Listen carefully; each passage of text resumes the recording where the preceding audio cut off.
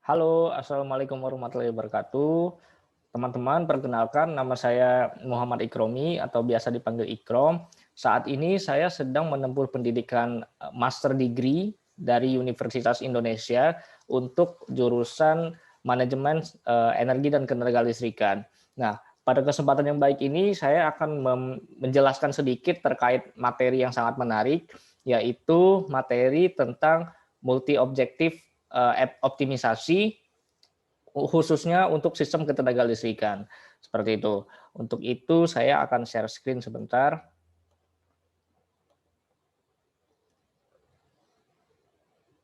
Ya, oke teman-teman.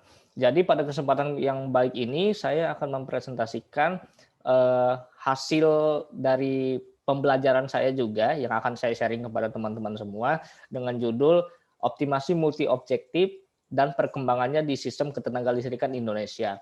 Nah, ini tentu saja sangat menarik ya teman-teman, khususnya bagi teman-teman yang mempunyai background atau latar belakang pendidikan di teknik elektro. Oke, saya mengambil sumbernya dari buku Indonesian Electrical Power System yang dibuat oleh Profesor Zuhal ya, salah satu guru besar Universitas Indonesia, dan juga beberapa referensi terkait yang saya tambahkan untuk memperkaya pemaparan materi ini.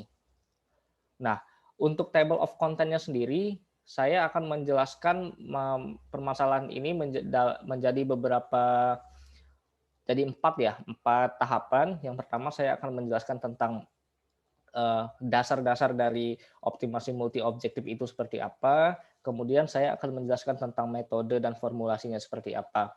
Nah, yang ketiga adalah bagian yang paling penting, yaitu bagaimana cara mengoptimasi suatu sistem tenaga listrik. Dan yang keempat adalah saya akan menjelaskan mengenai penelitian-penelitian terkait yang sudah dilakukan di berbagai belahan dunia, terlebih dan terkhusus untuk sistem multi objektif di sistem tenaga listrik ya.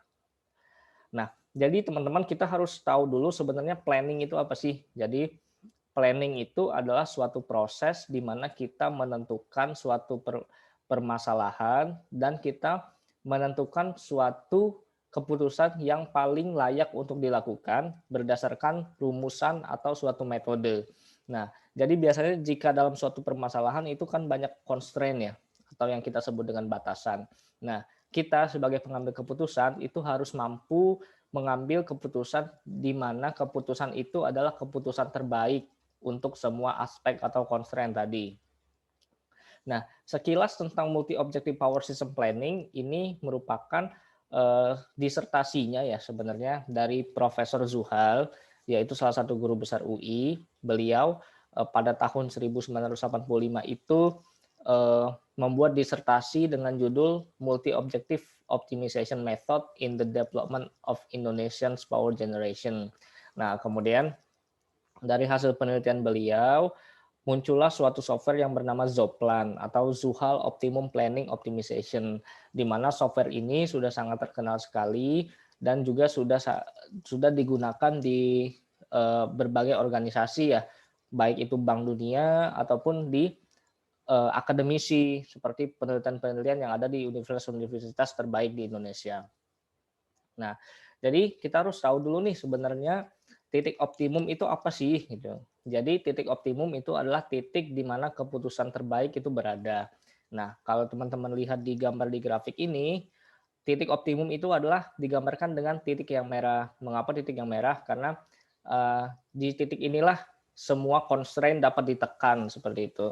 Jadi mendapatkan keuntungan atau hasil yang diharapkan. Nah, sebenarnya optimasi multi objektif itu apa sih? Jadi optimasi multi objektif itu merupakan suatu teknik matematika di mana kita mempunyai beberapa fungsi dan beberapa batasan yang kemudian kita simulasikan untuk kemudian kita mendapatkan suatu keputusan terbaik atau best decision. Nah, ada 6 langkah untuk mensimulasi ya optimasi multi objektif di sistem tenaga listrik. Yang pertama kita mulai dari tujuannya, menentukan tujuannya, kemudian kita menentukan batasan dan variabelnya, kemudian kita mengkolek data ya atau mengkolek data, mengumpulkan data, kemudian kita alternative reviews, kemudian kita pilih opsi terbaik, dan kemudian yang terakhir adalah mengaplikasikan pilihan tersebut. Nah, ini saya dapatkan dari De Neufville dan Stanford pada tahun 1971. Oke, jadi permasalahannya adalah optimasi multi objektif di sistem tenaga listrik itu sangat susah untuk dilakukan, apalagi dengan manual ya, karena di sistem tenaga listrik itu sangat besar, sangat luas, sangat kompleks, dan terkadang variabel-variabelnya itu tidak bisa diprediksi. Contohnya adalah gangguan lingkungan, pohon misalnya jatuh, nah itu tidak bisa diprediksi.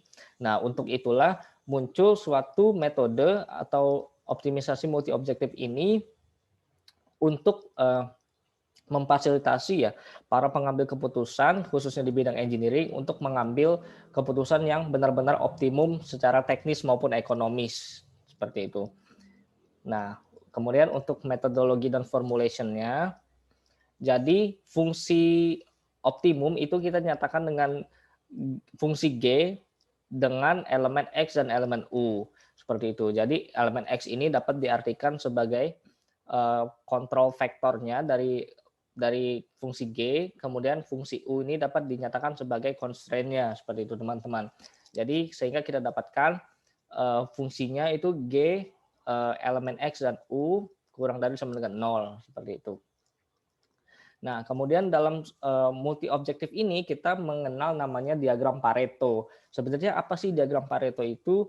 Jadi diagram Pareto itu adalah suatu diagram atau grafik yang menunjukkan titik di mana titik optimum itu berada, seperti itu. Nah, kalau kita lihat dari sini, dari gambar yang pertama ya, ini ada dua fungsi F1 dan fungsi F2, di mana titik optimumnya itu berada di P. Kenapa di P? Karena P ini berada di pertengahan antara F1 dan F2, sehingga di fungsi pertama dia optimum dan di fungsi kedua dia juga optimum, seperti itu. Nah, kemudian ini introduction of Pareto front. Jadi diagram Pareto itu tadi ya, contohnya itu bentuknya bermacam-macam sekali tergantung dari berapa fungsi yang kita simulasikan. Nah, kalau teman-teman menggunakan MATLAB atau software MATLAB, biasanya sudah bisa menemukan tools untuk membuat diagram Pareto berdasarkan fungsi. Nah, kebetulan ini dari referensi yang saya ambil, ini adalah software MATLAB untuk DTLZ2, seperti itu. Kalau kita lihat gambar yang ini, gambar yang pertama itu ada 4 fungsi ya yang disimulasikan. Kalau yang gambar di tengah ini ada 5 fungsi, kemudian yang kanan atas ini ada 8 fungsi. Jadi bentuk diagram Paretonya berbeda-beda. Tergantung dengan permasalahan apa dan kemudian tergantung dengan berapa banyak fungsi yang kita simulasikan. Oke. Nah, kemudian dalam optimasi dan selain kita mendengar katanya adanya Pareto diagram ya, nah atau Pareto front, nah kita juga mengenal yang namanya non-inferior solution. Nah, fungsi non-inferior solution ini adalah keadaan di mana tidak mungkin lagi kita menemukan suatu keadaan optimum tanpa mengorbankan salah satu fungsi yang lain. Jadi misalnya kita ada dua fungsi nih, yaitu fungsi tentang cost dan fungsi tentang emisi misalnya lingkungan. Nah, akan ada suatu kondisi di mana apabila kita menginginkan cost yang sangat rendah, maka emisinya akan besar seperti itu. Nah, kebalikannya, apabila kita menginginkan emisi yang sangat kecil, maka pembangkit tersebut harus berasal dari renewables energy atau energi terbarukan yang harganya saat ini masih mahal sehingga cost-nya akan naik. Nah, itu yang disebut dengan non-inferior solution dengan persamaan sebagai berikut. Nah, kemudian optimasi di sistem tenaga listrik umumnya itu menyangkut mengenai cost atau biaya dari pembangkit itu sendiri, kemudian efisiensinya, kemudian emisinya, kemudian faktor lain-lain. Faktor lain-lain ini bisa jadi keandalan sistem, bisa jadi juga tentang LOLP, loss of load probability. Nah, itu bermacam-macam teman-teman. Jadi fungsi dari multi objective optimization ini dapat digunakan untuk berbagai faktor, berbagai aspek, berbagai kasus untuk di sistem tenaga listrik. Tapi secara umum yang paling umum adalah kita mensimulasikan untuk mencari cost, efisiensi, dan emisi. Namun tidak terbatas untuk itu saja. Nah, teman-teman sekalian, karena akan sulit sekali ya kalau misalnya kita mempelajari ini dengan rumus, maka saya akan menjelaskan contoh dari optimasi multi objektif ini dengan menggunakan contoh soal. Oke, jadi di sini terlihat bahwa suatu sistem tenaga listrik mempunyai dua pembangkit biomasa. Nah, di mana pembangkit biomasa itu disuplai dari vendor A dan vendor B, seperti itu. Setiap hari, pembangkit tersebut harus mengolah setidaknya 3 ton dari batu bara.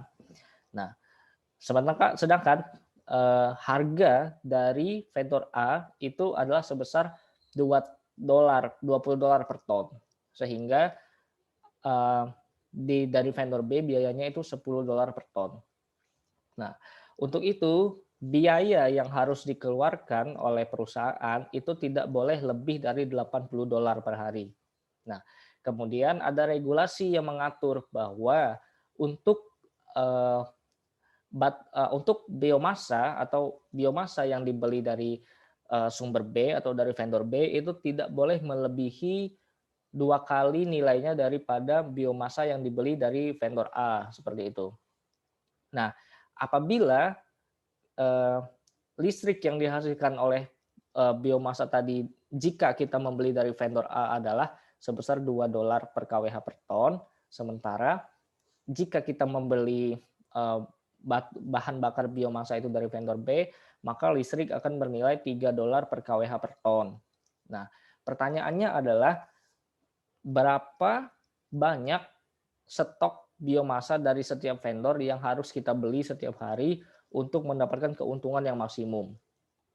Nah, jadi berdasarkan slide yang awal tadi, teman-teman sekalian, jadi untuk memecahkan permasalahan ini akan ada 5 step. Yang pertama kita menentukan dulu permasalahannya apa, kemudian solusinya apa, kemudian kita menentukan batasan, kemudian kita menentukan grafik berdasarkan batasan tersebut, kemudian kita menentukan keuntungan maksimumnya, baru kemudian kita akan mengeksekusi pilihan kita, seperti itu. Nah, yang pertama adalah kita harus tahu dulu nih variabelnya apa saja. Jadi kita simulasikan X, misal X itu adalah biomasa dari vendor A dan Y adalah biomasa dari vendor B.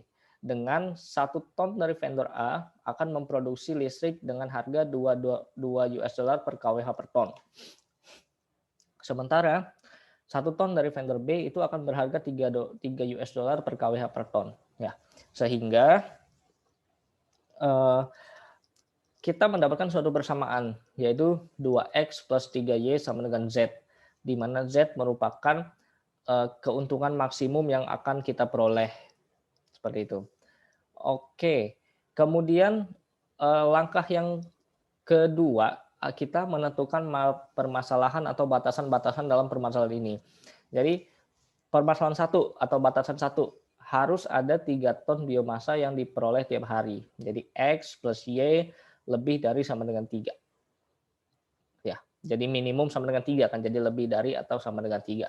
Kemudian constraint yang kedua adalah harga nih, harga dari biomasa itu sendiri. Dari vendor A itu harganya $20 per ton, sementara dari vendor B itu $10 per ton. Di mana biaya operasionalnya kita harus jaga jangan sampai melebihi $80 per ton. $80 per hari ya. Sehingga dari persamaan ini kita dapatkan persamaan nih teman-teman. Jadi 20X plus 10Y kurang dari sama dengan 80. Nah, tadi kan ada regulasi ya yang mengatur bahwa jumlah biomasa dari vendor B itu tidak boleh melebihi 2 kali dari biomasa yang diperoleh dari vendor A. Sehingga kita mendapatkan lagi persamaan Y kurang dari sama dengan 2X.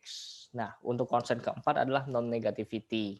Jadi X harus lebih besar dari 0 dan Y harus lebih besar daripada 0. Oke teman-teman, setelah kita mendapatkan constraint-constraintnya, kemudian kita menggambar persamaan garis lurusnya nih teman-teman. Jadi dari persamaan pertama kita dapat X plus Y lebih dari sama dengan 3 kan. Nah, kemudian kita mengeliminasi X dan Y sehingga kita mendapatkan titik 0,3 dan 3,0. Nah, dari titik tersebut kita gambar nih. Jadi gambar persamaan garis lurusnya. Dapatlah garis biru ya, garis biru seperti ini. Nah, kemudian constraint kedua, teman-teman, yang masalah harga maksimum dalam satu hari tadi kan tidak boleh lebih dari $80 ya. Sehingga kita mendapatkan persamaan sedikit, mendapatkan titik 4,0 dan 0,8 nih. Kemudian sama kita gambar juga. 8 dan 4 di sini, di mana titik ini merupakan 20X plus 10Y kurang dari sama dengan 80, teman-teman. Nah, untuk concern ketiga itu regulasi tadi, kita mendapatkan persamaan Y kurang dari sama dengan 2X, sehingga kita mendapatkan titik 4,8. Jadi sini titiknya 4,8, teman-teman. Nah, jika sudah ada semua persamaan garisnya, maka tugas kita adalah menghitung nih titik potong antara garis A, garis C, garis D, dan garis B. Sehingga kita mendapatkan persamaan dua persamaan untuk masing-masing garis. Jadi titik A ini merupakan titik potong antara garis biru dan garis kuning. Nah, sehingga titik A itu adalah X plus Y sama dengan 3 dengan perpotongan Y sama dengan 2X. Nah, sama seperti yang B. Yang B ini perpotongan dari garis yang merah dan garis yang biru. Sehingga kita mendapatkan persamaan 20X plus 10Y sama dengan 80, Y sama dengan 2X. Nah, ini kita tentukan nilai X dan Y dari masing-masing persamaan ini, teman-teman. Jadi, kalau dari persamaan A kita dapat titik 1,2, kalau persamaan B kita mendapatkan titik 2,4, kalau persamaan C kita mendapatkan titik 3,0, dan kalau persamaan D kita mendapatkan titik 20X plus 10Y sama dengan 80, atau kita mendapatkan persamaannya itu persamaan titiknya ya, itu menjadi 4,0. Nah, setelah kita mendapatkan titik-titik tersebut, maka kita simulasikan di persamaan awal, yaitu di persamaan 20X plus 10Y sama dengan Z. Nah, sehingga setelah kita masukkan nilai-nilai X dan Y ini ke dalam persamaan ini, kita mendapatkan hasil bahwa nilai Z itu 16, atau profit terbesarnya adalah 16 atau 160 ya. $160 apabila kita membeli 2 ton biomasa dari A dan 4 ton biomasa dari B. Seperti itu, teman-teman. Nah, tujuan saya menceritakan tentang contoh soal itu adalah untuk memberikan gambaran kepada teman-teman sekalian bahwa optimisasi multi objektif ini sangat sulit dilakukan apabila kita menggunakan sistem manual yang tadi saja baru 2 fungsi ya teman-teman ya. Nah, apalagi kalau misalnya kita mensimulasikan 4 fungsi, 5 fungsi, 8 fungsi. Nah, itu pasti akan sangat sulit sekali untuk melakukannya secara manual. Oleh sebab itu, banyak sekali software-software atau algoritma yang ditawarkan untuk memecahkan solusi untuk memecahkan permasalahan optimasi ya, khususnya di sistem tenaga listrik. Nah, apa saja penelitian-penelitian terkait dengan algoritma itu ini sudah saya rangkum menjadi beberapa penelitian. Jadi penelitian yang pertama itu ada dari Jianhua Wu dan Nan Li dan Li Honghe yang saya ambil dari IEEE ya. Judulnya adalah Research on Multi-Objective Reactive Power Optimization Based on Modified Particle Swarm Optimization Algorithm. Nah, jadi dia di sini penelitiannya itu bertujuan untuk mengoptimasi daya reaktif dari suatu kapasitor dengan juga memperhatikan optimasi biaya. Seperti itu. Nah, kemudian yang kedua adalah Pareto Multi-Objective Optimization Technique for Reactive Power Planning. Jadi sama seperti yang pertama ya, ini dia menggunakan algoritma MOPSO atau Multi-Objective Particle Swarm Optimization atau MOPSO dengan mempertimbangkan sistem losses dan biaya instalasi. Jadi tujuannya adalah sama untuk memplanning atau merencanakan suatu daya reaktif yang optimum dengan memperhatikan losses dan biaya ya, harga seperti itu. Nah, kemudian yang selanjutnya adalah multi-objective environment or economic power dispatch using evolutionary multi-objective optimization. Ini juga masih dari China. Kalau yang ini dia mengoptimasikan power system operation dengan memperhatikan emisi dan biaya seperti itu. Di mana power balance dan generator capacity itu juga menjadi batasan dalam penelitian ini. Sehingga didapatkan hasil optimum sebagai berikut, teman-teman. Nah, kemudian ini juga sama tadi. Nah, kemudian penelitian yang selanjutnya itu adalah research on flexibility power multi-objective optimization plan method oriented to grid connected intermittent energy. Nah, jadi ini sama ya. Paper ini juga mengoptimasikan multi-objective planning, tapi dengan intermittent energy. Maksudnya adalah dia mensimulasikan beberapa pembangkit, ada yang renewables, ada yang pembangkit thermal, kemudian dia hitung optimasinya berapa persentase, berapa rasio dari pembangkit thermal, berapa persentase atau rasio dari pembangkit renewables untuk mendapatkan biaya yang optimum dan capacity flexibility yang bagus. Sehingga dia mensimulasikan mendapatkan hasil sebagai berikut. Jadi dia mendapatkan small hydropower-nya berapa, thermal power plants-nya berapa, dan storage power plants-nya berapa. Seperti itu, teman-teman. Oke. Saya kira itu saja, teman-teman, yang dapat saya sampaikan. Lebih kurangnya saya mohon maaf.